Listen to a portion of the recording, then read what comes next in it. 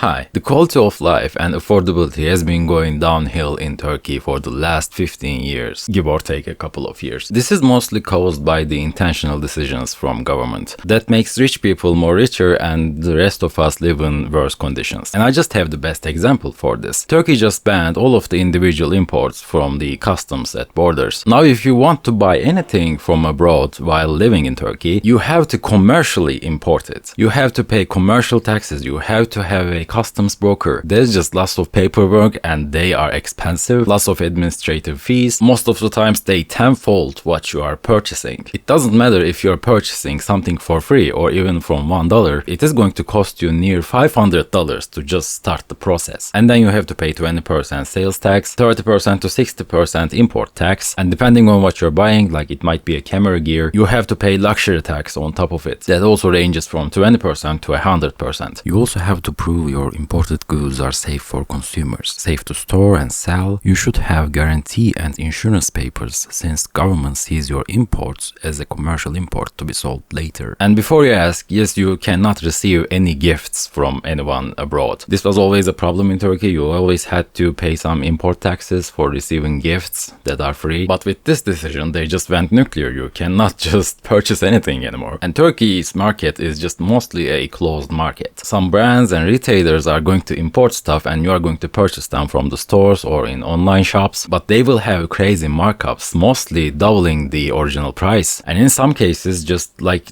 literally tenfolding the prices. Most shoes, camping gear, clothing brands doesn't have their own stores here, so all you have is retailers, and unfortunately there's, like I said, crazy markups on them. So literally what you have to do is just you have to go for a holiday, you have to travel to another country to purchase something and come back, which is still thankfully allowed, but of course they make checkups. You cannot buy from the same item more than 2 counts. Some things are also not allowed to be let in, like cars and phones. But the crazy thing about it is just you cannot go into the good countries. Nearly all of the Europe and the first world countries want you to have a visa, which is also pricier to get. It is around like 300 euros and there's a long wait list. You have to wait like 3 months and you might need another broker to get you ahead of the line. There's a leaving the country fee, which is just exists in Turkey, in the world. It is around $30 for your information. You have to pay it to leave the country, and getting a Turkish passport, it also has its own fees. Traveling is also not cheap, of course, and earning your money at the first place to travel is also not that easy. Incomes in Turkey is of course below the first world countries, and in most cases it also falls down below the global average. But in the meantime, you have very high taxes. Most people pay around 30% income tax. On top of that, you have 20% sales tax on anything you purchase, while also having not affordable prices in the market. So get paid low,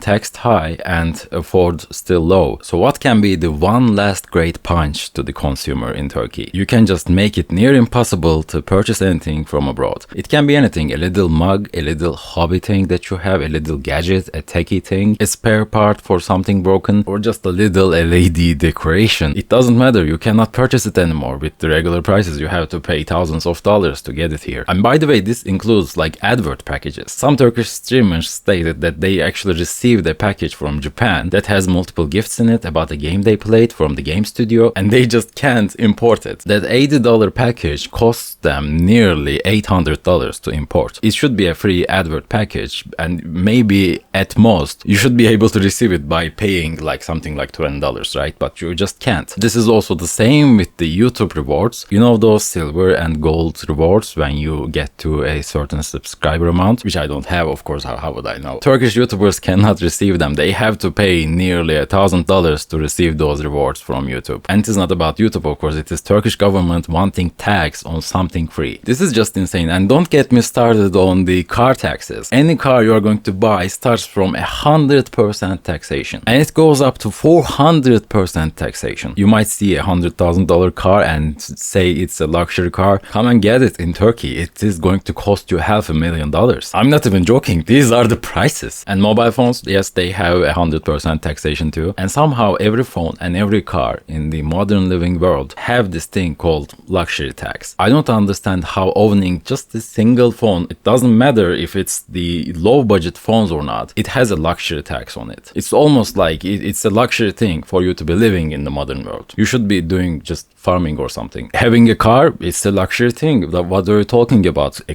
car is a very luxury thing, obviously. I don't know, I just wanted to yap about this, I guess. If you're a Turkish citizen watching this, yes bro, I get it.